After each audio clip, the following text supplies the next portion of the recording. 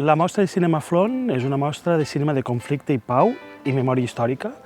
I fa 4 anys que l'hem programada amb la voluntat d'estimular debats al voltant de la memòria històrica, especialment en un territori com són les comarques de l'Ebre, que van viure de manera virulenta la Guerra Civil en el marc de la Batalla de l'Ebre.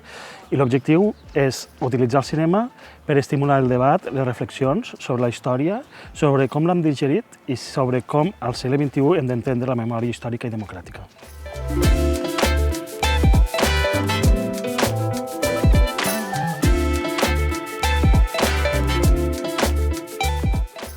Valorem molt positivament aquesta 4ª edició de la mostra. Han sigut 9 films de 9 països diferents i de 9 conflictes diferents.